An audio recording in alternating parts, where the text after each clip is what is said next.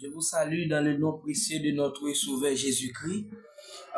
Ce matin, nous allons mettre en phase sur ces deux livres. C'est bien Actes des Apôtres, chapitre 1er, le verset 1er à 3, et Luc, chapitre 1er, le verset 1er à 4. Maintenant, nous allons lire le livre de Actes des Apôtres, chapitre 1er, le verset 1er à 3. Théophile, je parlais dans mon premier livre de tout ce que Jésus a commencé de faire et d'enseigner dès le commencement, jusqu'au jour où il fut enlevé au ciel, après avoir donné cet ordre par le Saint-Esprit aux apôtres qu'il avait choisis. Après qu'il y souffrait, il leur apparut vivant et leur en donna plusieurs preuves, se montre à eux pendant 40 jours et parlait des choses qui concernent le royaume de Dieu. À présent, nous allons faire une courte lecture. C'est bien dans le livre de Luc, chapitre 1er, le verset 1er au verset 4. Plusieurs ayant entrepris, composé un récit des événements qui se sont accomplis parmi nous, suivant ce que nous ont transmis, ceux qui ont été des témoins oculaires dès le commencement et sont devenus des ministres de la parole. Il m'a aussi semblé bon, après avoir fait des recherches exactes sur toutes ces choses depuis leurs origines, de te les exposer par écrit d'une manière suivie, excellent Théophile, afin que tu reconnais la certitude de enseignement que tu as reçu. Parole du Dieu vivant.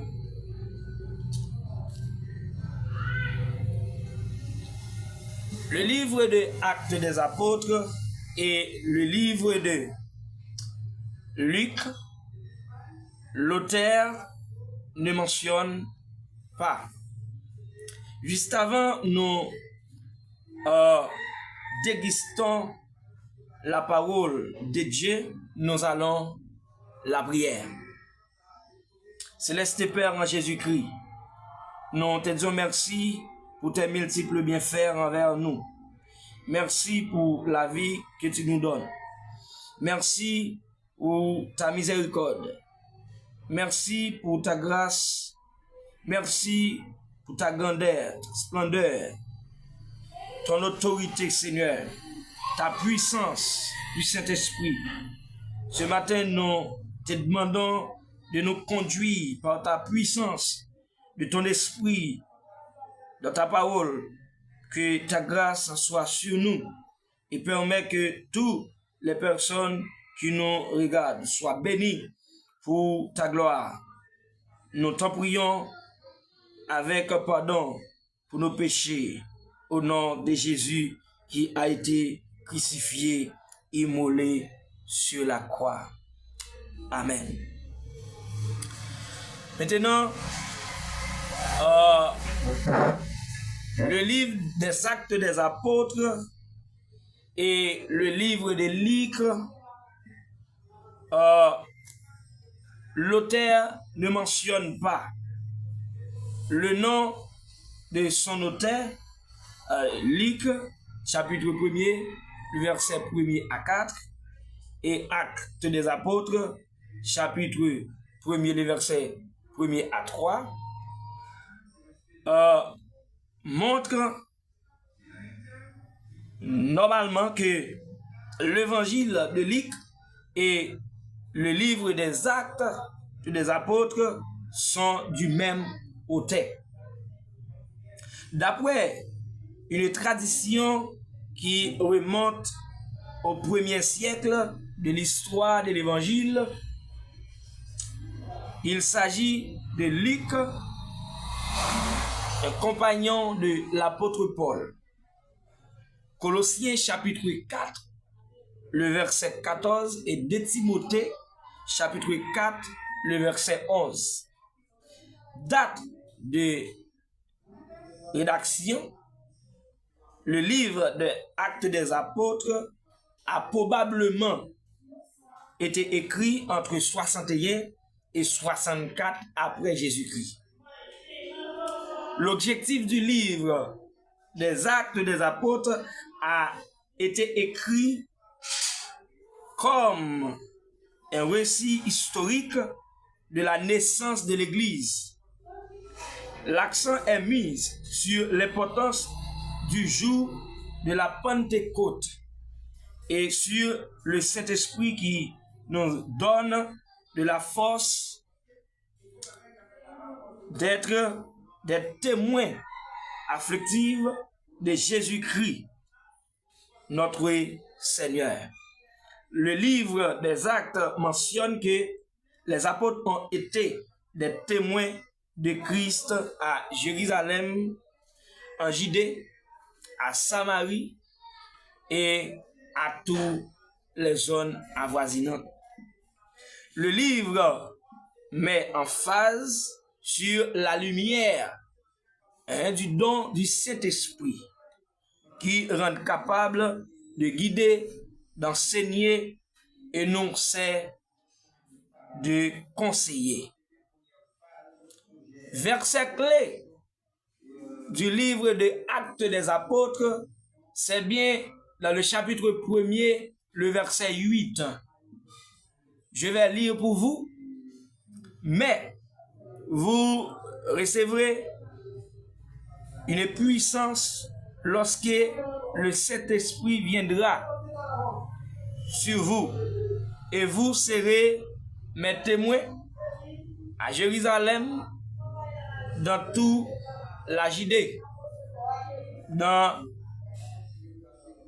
Jérusalem, dans toute la Judée, dans toute la Samarie et jusqu'aux extrémités de la terre.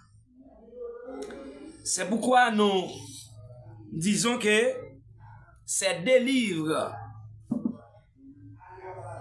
a été probablement écrit pour rendre capable et guider, enseigner et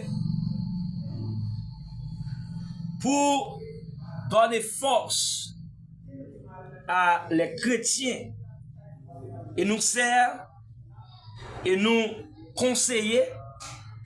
Ces deux livres sont très importants pour nous comme étant chrétiens, pour nous conduire auprès de la croix, pour nous guider jusqu'à la retour de notre Sauveur Jésus-Christ. C'est pourquoi je te demande à tous les chrétiens à part entière, les chrétiens authentiques qui acceptent le Seigneur Jésus comme maître et Seigneur de notre vie et qui fait sa volonté d'étudier ces deux livres-là pour pouvoir affermir votre foi chrétienne en Jésus-Christ. Encore une fois, je vous salue dans le nom précieux de notre Sauveur Jésus-Christ, tous nos amis qui nous regardent sur le réseau. Je vous demande d'abonner avec nous pour pouvoir rester en connexion avec vous dans la parole de Dieu. Que Dieu vous bénisse.